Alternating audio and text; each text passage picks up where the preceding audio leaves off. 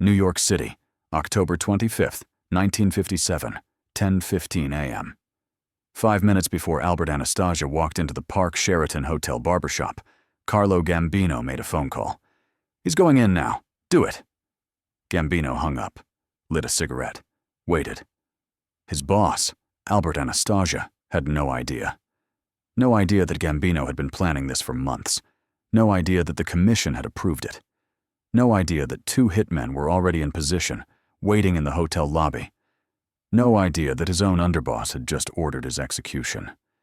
At 10:20 a.m., Anastasia walked into the barbershop, sat in chair number 4, leaned back, closed his eyes. The barber placed a hot towel over his face, and 2 men walked in wearing scarves over their faces. 10 shots. 5 seconds.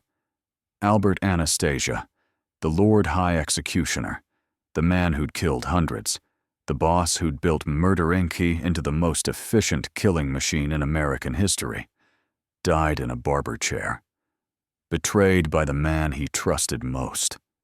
Shot 10 times while getting a shave, his blood mixing with shaving cream on the white tile floor. And Carlo Gambino? He became the most powerful mob boss in America. Because in the mafia, loyalty lasts only as long as you're useful.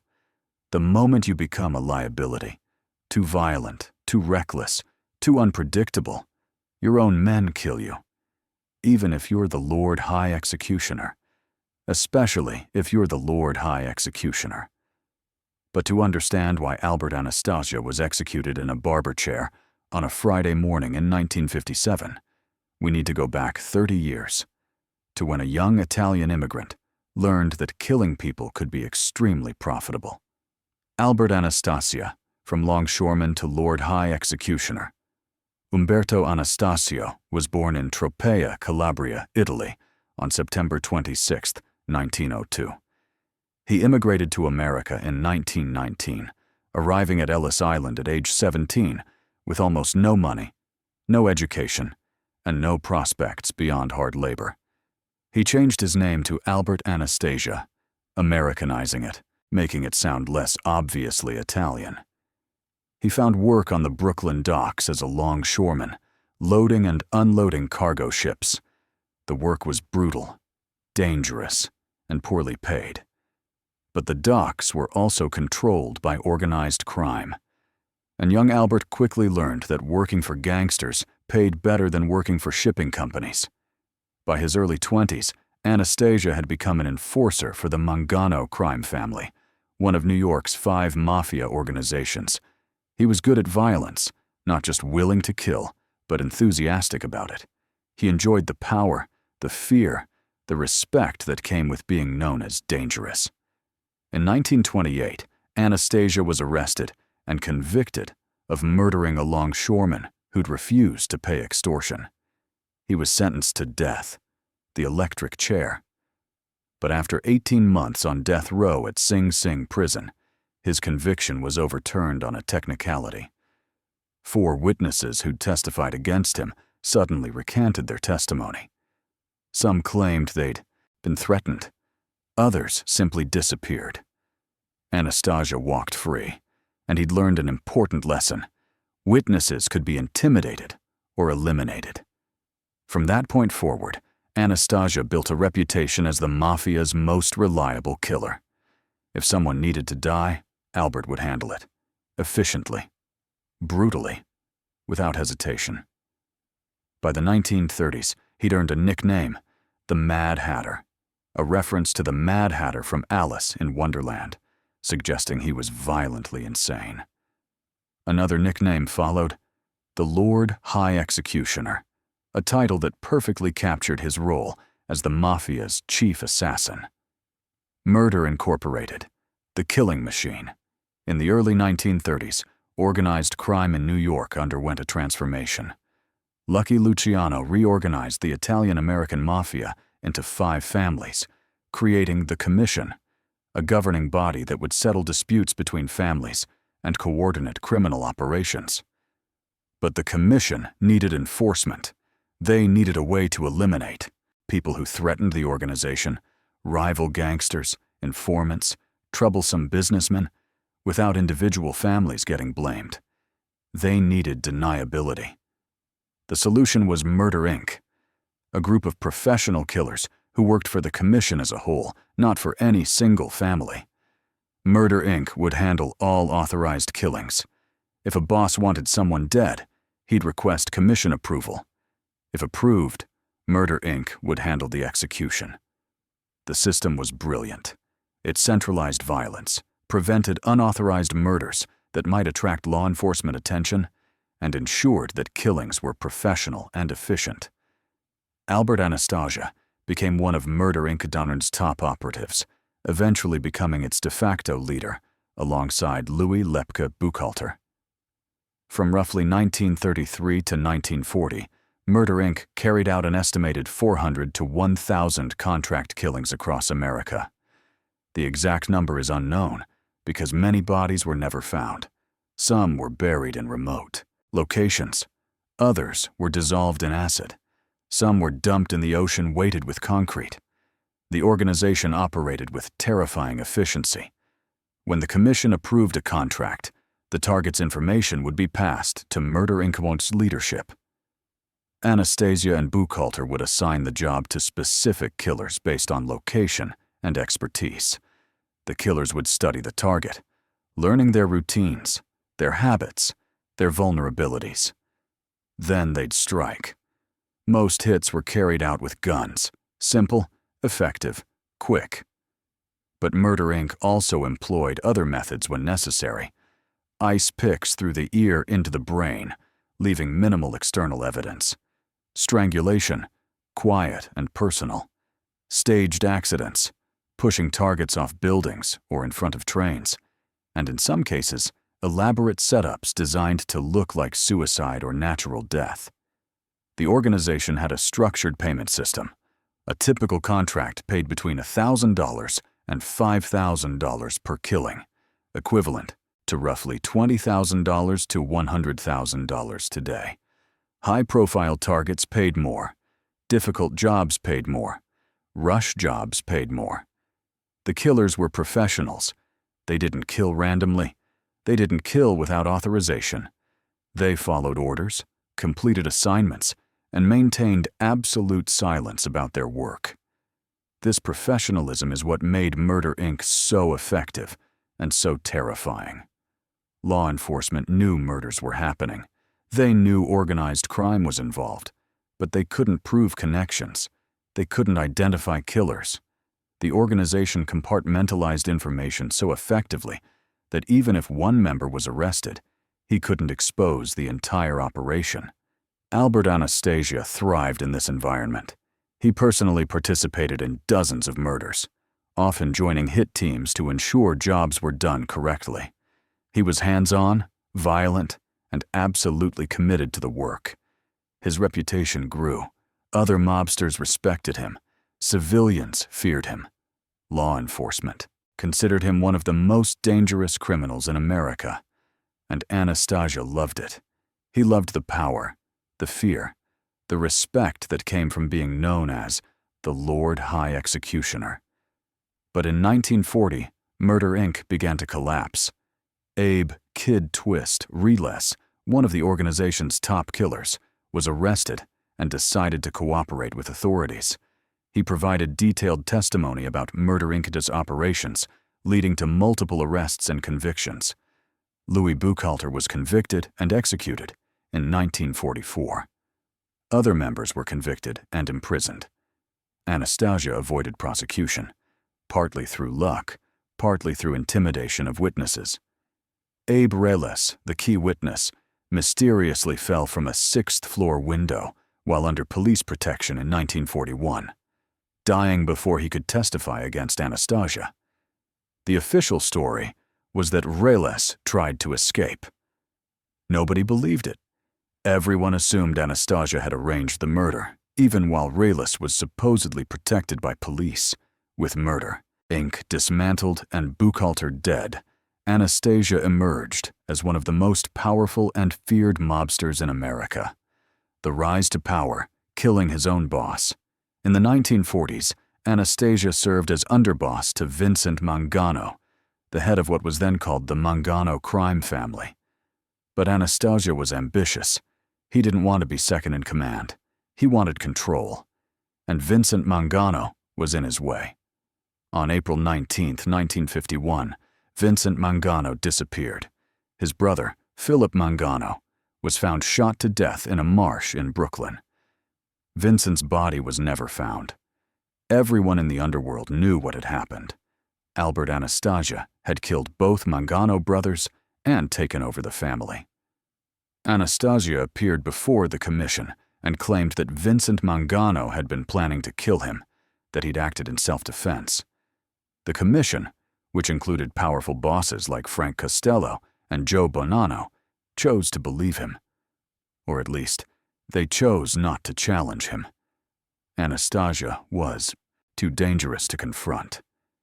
So they accepted his story, and Albert Anastasia became the official boss of what was now called the Anastasia crime family. For the next 6 years, Anastasia ruled through fear and violence. He expanded into labor racketeering, controlling unions on the Brooklyn waterfront. He ran gambling operations, loan sharking, and extortion. He made millions of dollars, but he also made enemies. Anastasia was unpredictable, violent, and increasingly reckless. He killed people on impulse. He ignored commission rules. He drew too much law enforcement attention. And he made strategic mistakes, like ordering the murder of Arnold Schuster in 1952. The Arnold Schuster murder, the mistake that killed Anastasia. In 1952, Willie Sutton, a famous bank robber, was arrested after a citizen named Arnold Schuster recognized him on a New York subway and called police. Schuster became a media hero, appearing on television and in newspapers as the man who'd caught Willie Sutton. Albert Anastasia, watching television one night, saw Schuster's interview and became enraged. Not because Schuster had done anything to Anastasia. He hadn't. But Anastasia hated informants on principle. He reportedly said, "I can't stand squealers. Hit that guy." On March 8, 1952, Arnold Schuster was shot 4 times in the face and killed while walking home in Brooklyn. The murder shocked New York. Schuster wasn't a criminal. He was an ordinary citizen who'd reported a fugitive. His murder seemed senseless, brutal, and stupid. Law enforcement pressure intensified dramatically.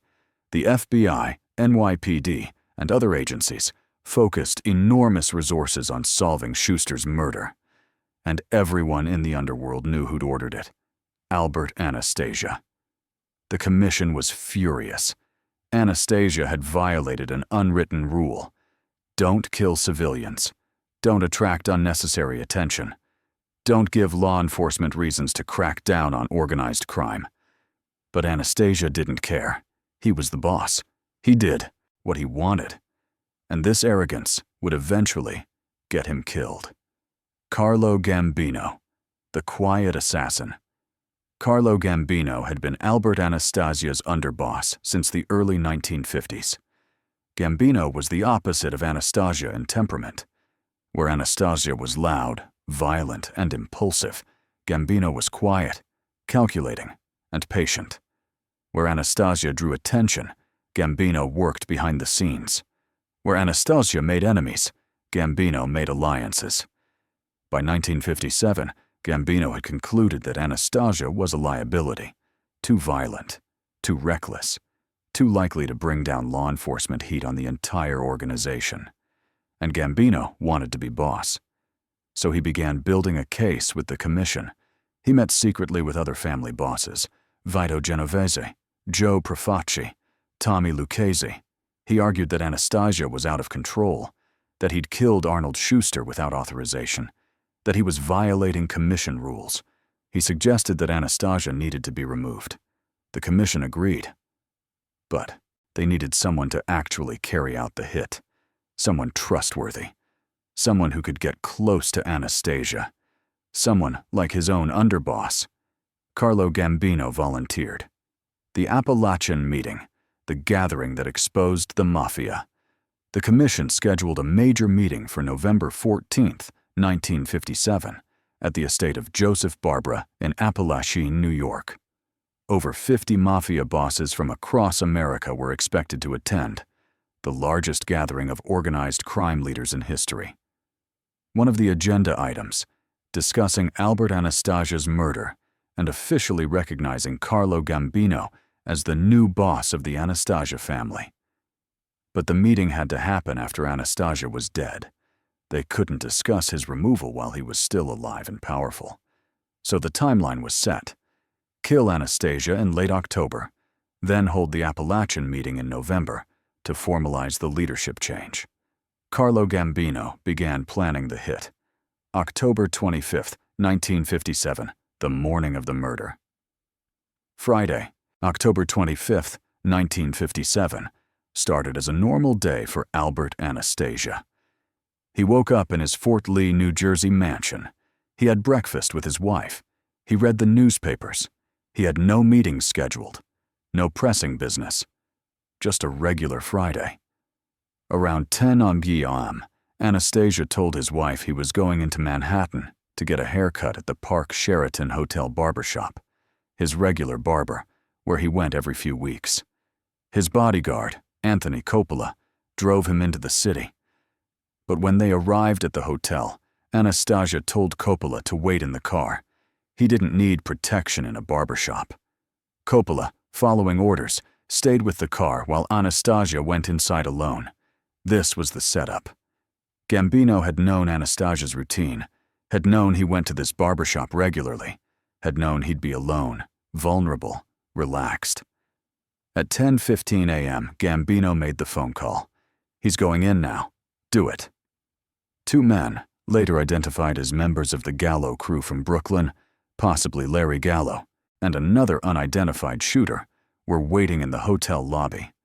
They put scarves over their faces and walked toward the barbershop. The murder. 10:20 a.m. The Park Sheraton Hotel barbershop was on the ground floor of the hotel, just off the main lobby. It was a typical 1950s barbershop. Several chairs, mirrors on the wall, barbers in white coats, the smell of aftershave and talcum powder. Albert Anastasia sat in chair number 4. The barber, Arthur Grasso, had just placed a hot towel over Anastasia's face and was preparing to give him a shave. Anastasia leaned back, eyes closed, relaxed. At approximately 10:20 a.m., two men entered the barbershop. Both wore dark overcoats despite the mild October weather. Both had scarves pulled up over their faces, covering everything below their eyes. Both carried .38 caliber revolvers, hammers already cocked, fingers on triggers. Arthur Grasso, the barber working on Anastasia, saw them first in the reflection of the mirror. For a split second, his brain tried to process what he was seeing. Two men with covered faces, walking purposefully toward his customer, hands inside their coats. Then understanding hit like electricity. This was a hit. Grasso dropped his scissors with a clatter and ran, not looking back, just pure survival instinct, through the back door into the hotel's service corridor, shouting incoherently for security.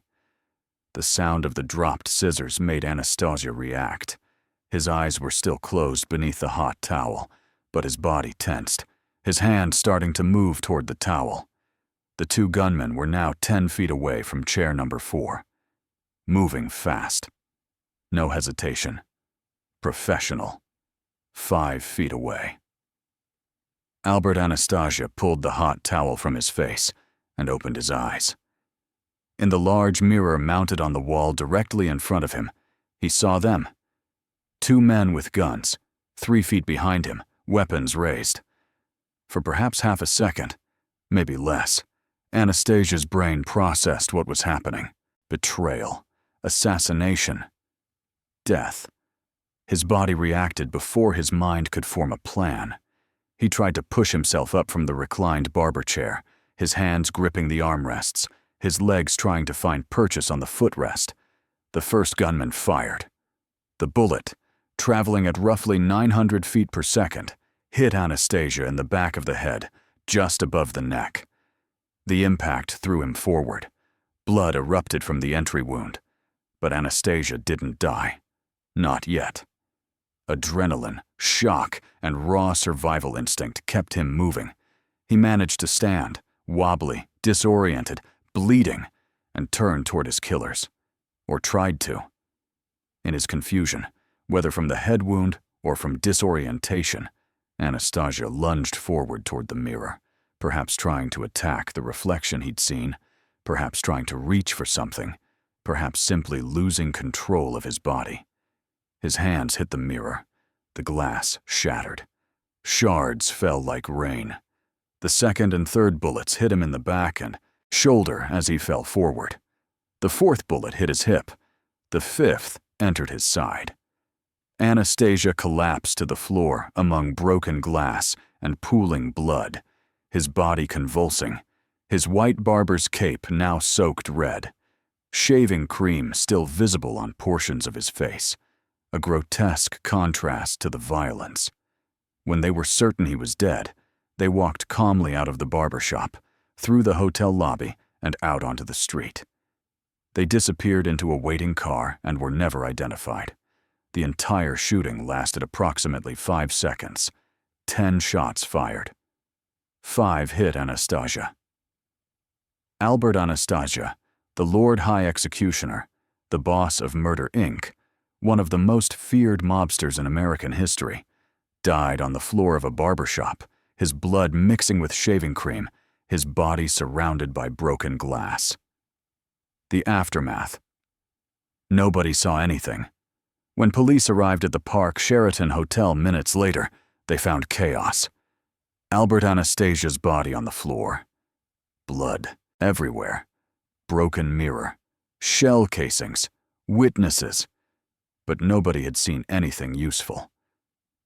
Arthur Grasso, the barber, claimed he'd been in the back room and hadn't seen the shooters clearly. Other customers claimed they'd been reading newspapers and hadn't noticed. Hotel staff claimed they'd seen 2 men leaving quickly but couldn't describe them. The investigation went nowhere. No arrests were made. The murder was never officially solved. But everyone in the underworld knew exactly what had happened. Carlo Gambino had ordered the hit with commission approval. Albert Anastasia had been executed for being too violent, too reckless, too dangerous. 3 weeks later, on November 14, 1957, the commission held the Appalachian meeting. Over 50 mob bosses gathered at Joseph Barber's estate to discuss business, including officially recognizing Carlo Gambino as the new boss of what would now be called the Gambino crime family. But the meeting was raided by police. New York State Police had noticed an unusual number of expensive cars with out-of-state plates arriving at Barbara's rural estate and decided to investigate. When police arrived, the mobsters fled into the woods. Over 60 were detained and questioned. The Appalachian raid became a public relations disaster for organized crime. It proved that the mafia existed, something many law enforcement officials had denied or downplayed. It exposed the commission's structure. It led to increased federal investigations, and it began the process that would eventually lead to the RICO prosecutions of the 1980s. But for Carlo Gambino, it didn't matter. He'd achieved his goal. He was now the boss, and he would remain boss for the next 19 years, becoming the most powerful and longest-serving mob boss in American history. The legacy, the barbershop murder. Albert Anastasia's murder became one of the most famous mob hits in history. The image of a powerful mob boss being executed while getting a shave, vulnerable, unprotected, betrayed by his own underboss, captured the public imagination. The barbershop at the Park Sheraton Hotel became infamous. Tour guides pointed it out. Crime historians studied it. The hotel eventually closed the barbershop, unable to escape the association with murder. The hotel itself changed names multiple times, eventually becoming the Park Central Hotel, trying to distance itself from the Anastasia killing. But the murder's legacy extended beyond the famous crime scene. It demonstrated that in the mafia, nobody is untouchable, not even the Lord High Executioner. Loyalty lasts only as long as you're useful. The moment you become a liability, your own men kill you. Albert Anastasia had killed hundreds of people throughout his career. He'd ordered murders casually. He'd built Murder, Inc. into an efficient killing machine. And in the end, he was killed exactly the way he'd killed so many others. Quickly, professionally, without mercy. Carlo Gambino learned the lesson well. As boss of the Gambino family for 19 years, he ruled more quietly than Anastasia had.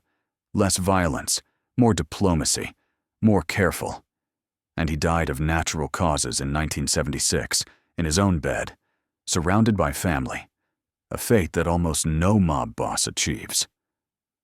The Lord High Executioner died in a barber chair at age 55. The man who betrayed him lived to be 74 and died a natural death. In the mafia, sometimes the quiet ones win. If you found this story compelling, please like this video and subscribe to our channel for more untold stories from organized crime history.